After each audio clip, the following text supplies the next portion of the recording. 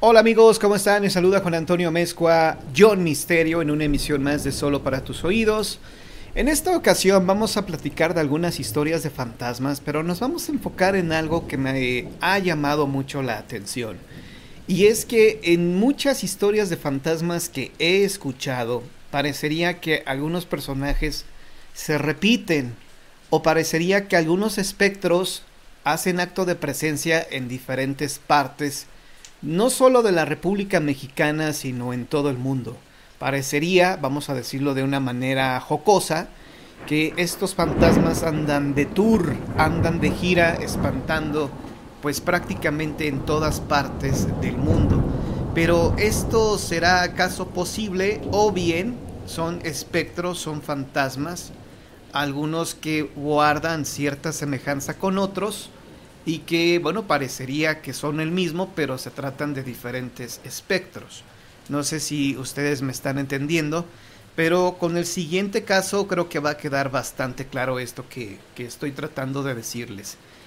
Uno de los fantasmas más recurrentes en las historias de fantasmas en México y en otras partes del mundo es precisamente la mujer de blanco que se aparece en las carreteras.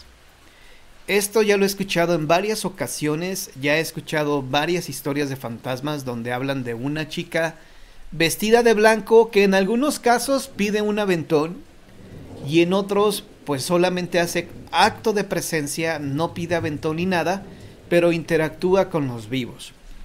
Hace unas semanas te platiqué una historia de unos chicos que se fueron de parranda a Puebla. De hecho, esta historia la incluí en uno de mis libros que se llaman Historias de terror para una noche de lluvia, que espero que ya lo tengas. Y bueno, ahí hablo de esta historia que en verdad ocurrió, que en verdad pasó en los años 90. Unos jóvenes que andaban de parranda en Puebla y que ya de regreso a la Ciudad de México pues se toparon precisamente con una chica vestida de blanco que, bueno, pues no hizo absolutamente nada por hablar con ellos, por detenerlos. Simplemente se la aventó a un joven que venía adelante manejando. Este joven la atropella y bueno, pues se da la tragedia, bueno, de él creyendo que había atropellado a una chica cuando en realidad, bueno, pues no atropelló a nadie porque buscaron el cuerpo, buscaron a la chica y nunca encontraron el cuerpo de esta chica que aparentemente ahí había fallecido. Esta historia de la mujer de blanco o la chica de la carretera, repito, en otras partes del mundo también, pues la han platicado, se ha manifestado, en otras partes inclusive les pide aventón y bueno, algunas personas se han detenido precisamente para darle el ride, el aventón, como se le dice, ¿no? Y resulta que después, llegando, no sé, a un paraje solitario, esta chica desaparece, se desvanece. Entonces, sí, en diferentes partes del mundo se habla mucho de la presencia de esta mujer de blanco que se aparece en las carreteras. En algunos casos llega a interactuar y en otros pues solamente eh, pues se les avienta al automóvil provocándoles un tremendo susto porque evidentemente pues han atropellado a una mujer y eso pues a cualquiera le pone la carne de gallina, ¿no? El hecho de saber que atropellaste a alguien pues obviamente es algo que te puede generar un trauma. Otro espectro que también pues obviamente pues se ha manifestado en otras partes, pues es la famosísima niña, la niña fantasma o el niño fantasma que regularmente se manifiesta pues en casas abandonadas o bien cerca de los cementerios. Eso también se ha dado muchísimo, varias historias de fantasmas, de niños fantasma, precisamente en algunas casas abandonadas. Y también se ha dado el caso de algunos taxistas que durante la madrugada se topan con un niño o una niña fantasma y esta niña les pide que por favor la lleven a su casa porque está perdida. Y bueno, pues resulta que esa niña en realidad ya había fallecido, ¿no? Ese es otro espectro que es muy recurrente en las historias de fantasmas de todo el mundo. De igual manera, hay historias de ancianos o viejitas fantasmas. Esto también es algo frecuente en los relatos de espectros, la presencia de, no sé, de un ancianito, de una ancianita, que después las personas descubren que esa persona ya había fallecido tiempo atrás. Otro espectro que también es muy recurrente en las historias de fantasmas es el famosísimo charro negro. El charro negro, que en algunas partes del mundo pues se refieren a él como si fuera el mismísimo diablo. Se comenta que podría tratarse del mismísimo Lucifer, y que en algunos lugares se manifiesta como un charro, como un jinete de negro, montando un corcel del mismo color. ¿Qué otro fantasma? Pues prácticamente lo han reportado en todo el mundo. Pues aquí podríamos también hablar de la famosísima Llorona.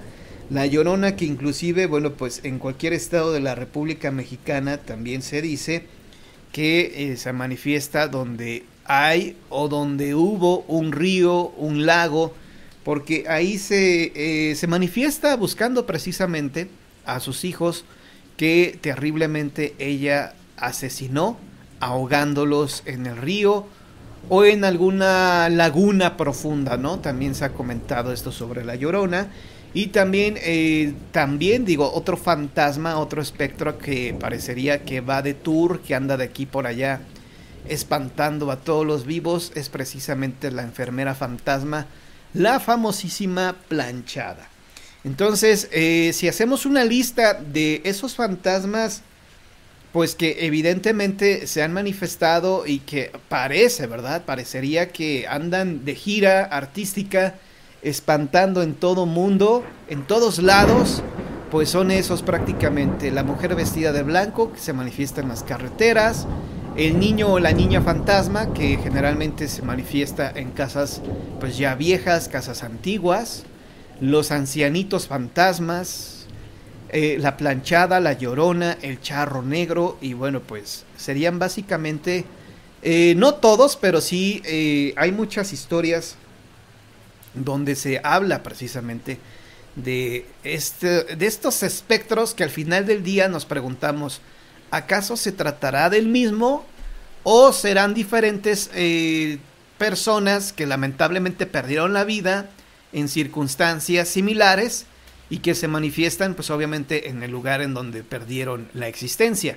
Que es a lo que yo más le voy a esto, porque pues evidentemente resulta difícil imaginarse que una persona que lamentablemente falleció atropellado o atropellada, por ejemplo, en una carretera de Toluca, se tenga que manifestar en una carretera de Chihuahua.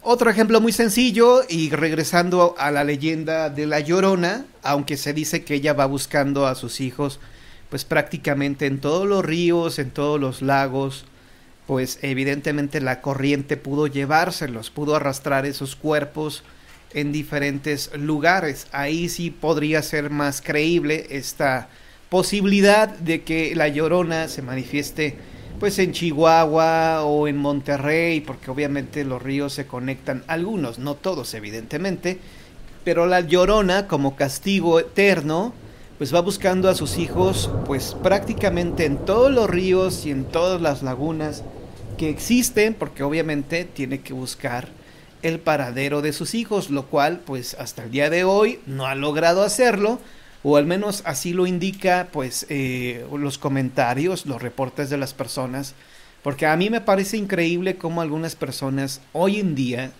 nos siguen comentando que pues se sigue escuchando el lamento de la Llorona, y que evidentemente nos dejan claro que pues la misión de la Llorona de buscar a sus hijos pues obviamente no ha llegado a su fin, y que tal vez nunca lo logre. Tal vez ese sea su castigo eterno por haber ahogado a sus hijos, pues obviamente ese castigo de estar buscando para la eternidad sus hijos en todos los ríos y en todos los lagos que puedan existir en la faz de la tierra. Por eso también se ha manifestado en otros países de América Latina.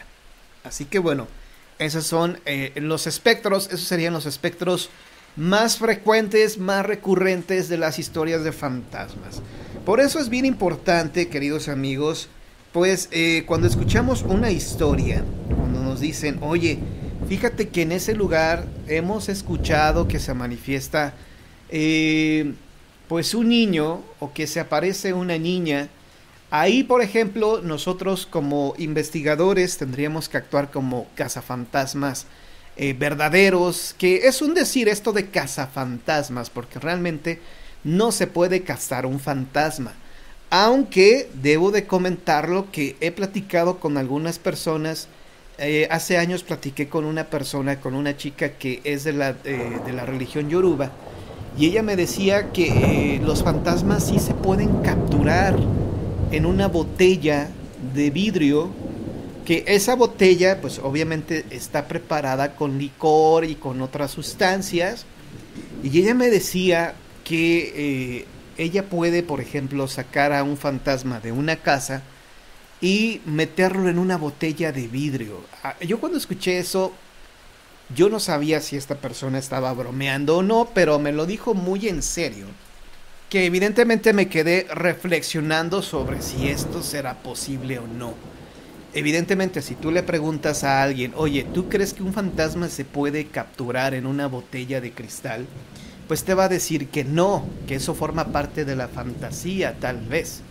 Que eso forma parte tal vez de los charlatanes que dicen que son cazadores de fantasmas, y etcétera, etcétera. O también de una caricatura muy popular de los años 80, que se llamaba precisamente así, los cazafantasmas. Pero en esta religión yoruba, si tú le preguntas a una persona de esta religión, o quizá haya otras religiones donde también se hable de esto, donde también se maneje esta posibilidad de que efectivamente se pueden capturar a los fantasmas en una botella de vidrio. Bueno, ahí tendríamos que informarnos más, tendríamos que nosotros investigar más sobre estos temas. No me parecería algo ridículo o no me parece algo descabellado, porque depende de cada religión, ahora sí que cómo se vean este tipo de situaciones. Yo soy católico creyente, guadalupano, creo mucho en mi Virgen de Guadalupe, y entonces yo como cristiano, como católico, evidentemente tenemos que tener fe y creer que en una hostia que está hecha de, pues no sé de qué esté hecha la hostia que utilizan los sacerdotes católicos, pero vaya, esa hostia que se utiliza cada domingo en misa para consagrar, que bueno, de acuerdo a la religión católica que yo profeso, nos dicen que en ese pedacito de hostia se materializa el mismísimo Hijo de Dios, que estamos comiendo la carne de Cristo, y cuando nos dan la hostia con vino de consagrar, ese vino de consagrar se convierte en la sangre de Cristo. Entonces cuando nosotros vamos a comulgar, de hecho nos dicen, recibe el cuerpo y la sangre de Cristo, y nosotros nos comemos esa hostia, que no sé de qué material sea. La verdad es que si alguien sabe de qué material están hechas las hostias de consagrar que utilizan los sacerdotes, pues ojalá que nos hagan llegar el dato. Pero vaya, cuando uno va a misa cada 8 días, o cada vez que puede y comulga, tú aceptas y por fe estás recibiendo el cuerpo y la sangre de Cristo en ese pedazo de hostia, o en esa hostia diminuta que nos entregan. Ahí es cuestión de fe de cada persona, de cada cristiano, de cada católico, recibir una hostia que para una persona que sea ajena a nuestra religión dirían, pues es un pedazo de maíz, ¿no? Es una circunferencia hecha de harina de maíz que pues están recibiendo, y que ellos dicen que es el cuerpo de Dios, que es el cuerpo de Cristo. Y el vino de consagrar, ellos dicen que es la sangre de su Mesías. Para otra persona, para una persona que está ajena, no sé si me voy explicando, pero para una persona que está ajena a la religión católica, pues evidentemente así es, así funciona esto. Entonces, si una persona que profesa la religión yoruba me dice que ellos pueden capturar a un fantasma y meterlo en una botella de vidrio y taparlo con un corcho? Yo no soy quien, no sé si tú consideres que seas alguien de autoridad para decir si esto es posible o no. Yo me mantengo al margen y yo digo, bueno, pues me parece interesante esto, yo jamás había escuchado algo así. La verdad es que nosotros en ocasiones nos encerramos en nuestro propio mundo, en nuestras propias creencias, y no escuchamos lo que puede ocurrir en otras religiones. Pero vaya, evidentemente, si una persona que profesa esa religión nos dice, oye, yo puedo meter a un fantasma, puedo meter a un espectro en una botella, pues obviamente yo respeto su comentario y respeto su palabra, ¿no? Yo no puedo juzgar y no puedo decir, a ver, demuéstrame que en esta botella de vidrio está un fantasma. Yo no puedo hacer eso. Es tanto como si una persona que no sea creyente o que sea atea nos dijera, a ver, demuéstrame que en esta hostia de consagrar se encuentra el cuerpo y la sangre de Cristo. Pues obviamente sería muy difícil demostrarlo, al menos científicamente. Yo no sé si se pueda demostrar que exista Dios, y sobre todo algo más difícil, demostrar que se pueda materializar en un pedazo de hostia o en una hostia hecha de maíz o no sé de qué material sea, pero ahí ya es cuestión de fe. Entonces, cuando yo he escuchado este tipo de historias o que me dicen yo puedo capturar a los fantasmas, yo evidentemente ni niego ni acepto que esto sea posible. Dejo abierta esta posibilidad, ¿vale? Creo que es muy importante tener siempre una mente abierta a estos temas, a estos misterios, pero también algo muy interesante que yo he visto en algunas historias de fantasmas, en algunos cuentos, que seguramente tú también lo has visto en algunas películas, que se maneja esta idea de que el fantasma estaba capturado en una botella y que alguien lo abrió esa botella y liberó al fantasma, y entonces el fantasma se quedó pues en ese lugar, ¿no? Se quedó varado ahí y por eso está espantando a las personas que ahí viven. Entonces, queridos amigos, pues evidentemente hay que tener la mente abierta a estos temas y unas precauciones, porque evidentemente, esto también yo ya lo he dicho, el hecho de que tú no creas en algo no significa que eso sea contundente para que en verdad suceda o no. Esto va mucho, va ligado mucho a aquellas personas que me dicen, yo no creo en las historias de fantasmas. Y uno les pregunta, bueno, pero ¿por qué no crees en las historias de fantasmas? Y te contestan, es que yo no creo en eso. Ah, ok. El hecho de que tú no creas en esto no significa que por no creer no vaya a pasar o que no suceda o que no sea así. Yo, por ejemplo, siempre pongo este ejemplo que me parece pues muy bueno para que ustedes entiendan esto, ¿no? Vamos a suponer que viajamos en el tiempo y que nos vamos a una época en que todavía no existían los microscopios. Y entonces yo le digo a una persona, oye, fíjate que existen unos seres diminutos, unos seres tan pequeños, tan chiquitos, que no los puedes ver, pero que interactúan contigo. Unos se llaman virus, otros se llaman bacterias. Existen, tú no los puedes ver, pero ¿qué crees? Que interactúan contigo, que inclusive te pueden enfermar. Y esa persona podría decir, no, yo no creo en eso, yo no creo porque nunca los he visto. Nunca he visto un virus, nunca he visto pues una bacteria. Y como yo nunca los he visto, no creo en ellos. Ok, porque todavía no existía el microscopio. Pero cuando ya se inventó el microscopio y fue posible lograr ver esos seres diminutos, que obviamente son los virus y las bacterias, pues ya las personas decían, ah, mira, en verdad sí existen, ya los puedo ver, ya sé qué aspecto tienen. Bueno, Yo sé que algún detractor, algún escéptico me dirá, es que interactúan con nosotros. Aunque tú no creas en un virus o en una bacteria, te puede enfermar, inclusive hasta te puede quitar la vida. Ok, y te pueden decir, pero los fantasmas no interactúan contigo. Y yo preguntaría, ¿cómo estás seguro de eso?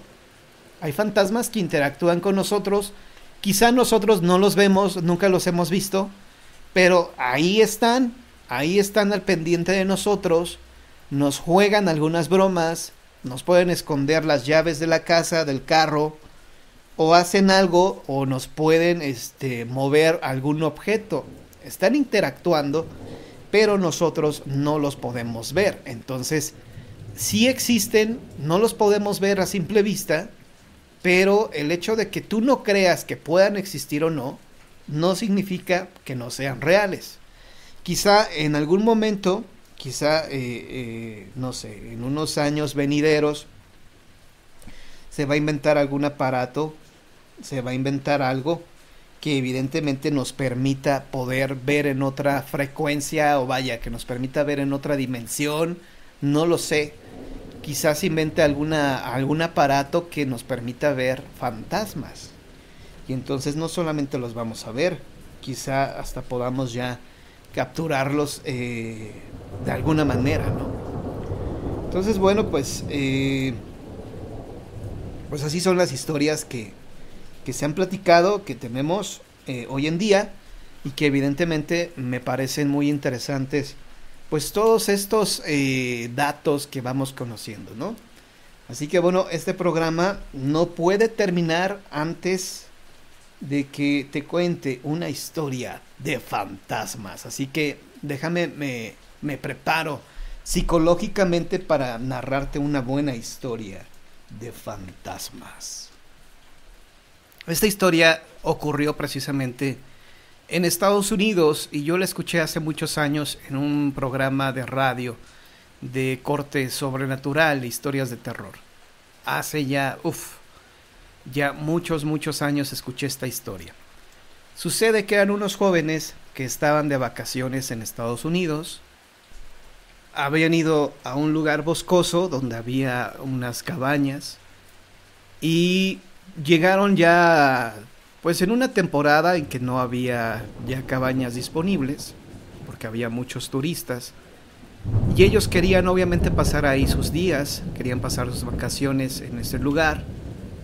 Tal vez era San Luis, Missouri, o era un lugar así boscoso, y entonces pues ellos querían estar ahí, querían disfrutar de la naturaleza. Recuerden ese programa que hice hace unos días de historias de fantasmas en los bosques, que bueno, también nos pone mucho a reflexionar sobre esto, todo lo que acontece en zonas boscosas. Regresando a esta historia, bueno, resulta que estos jóvenes pues fueron obviamente a rentar una cabaña, pero llegaron ya tarde, ya no había cabañas disponibles, y entonces había una que estaba clausurada, había una cabaña que no estaba abierta al público, y ellos preguntaron que por qué no estaba abierta al público, que cuál era el problema con esa cabaña.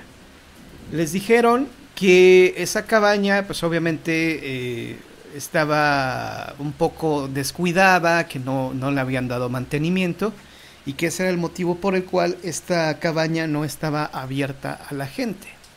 Finalmente logran convencer a estas personas para que la renten la cabaña, y bueno, pasan ahí un fin de semana. No les había ido nada mal, es decir, la estaban pasando muy bien, pero se habían percatado de algunas cosas raras, algunas cosas extrañas que acontecían en este sitio.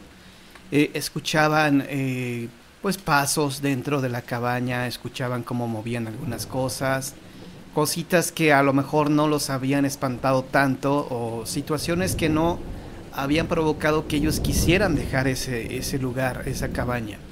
Lo peor vino en el último día, precisamente cuando ellos ya estaban a punto de retirarse.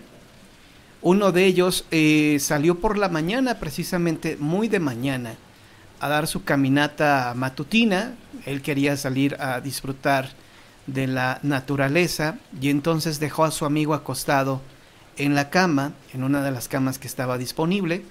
él se va a hacer su recorrido, se va a caminar y cuando regresa se lleva la desagradable sorpresa de encontrar a su amigo muerto. Encuentra a su amigo muerto, pero de una manera grotesca, de una manera brutal. Algo lo había atacado de una manera salvaje, tenía todo el cuerpo, bueno, obviamente estaba ensangrentado, como si alguna bestia lo hubiera atacado, y pues fue algo impactante para esta persona cuando regresa a la cabaña que habían rentado y encuentra a su mejor amigo sin vida y atacado de una manera brutal. Obviamente comenzaron a indagar, comenzaron a investigar qué pudo haber ocurrido y bueno, pues se manejó la hipótesis de que tal vez algún animal salvaje de los que por ahí habitaban se había metido y que lo había atacado, pero él decía, eso no puede ser porque cuando yo me fui dejé la puerta cerrada, la cerré bien. No veo cómo alguien o cómo un animal pudo haber entrado, imposible que entrara por alguna ventana o por la puerta y que la cerrara de nuevo. O sea, fue algo inexplicable, algo que ellos vivieron y que, bueno, pues ahí quedó en la historia, la anécdota de este joven que se quedó dormido en esta cabaña y que algo lo atacó. Nunca se supo qué fue realmente lo que lo atacó y fue algo realmente tenebroso, terrorífico, que este tipo de situaciones puedan ocurrir en algunas partes del mundo. Bueno, queridos amigos, así llegamos al final de este programa. Yo espero que te haya gustado. Muchísimas gracias, te mando un fuerte abrazo y que pases una excelente noche.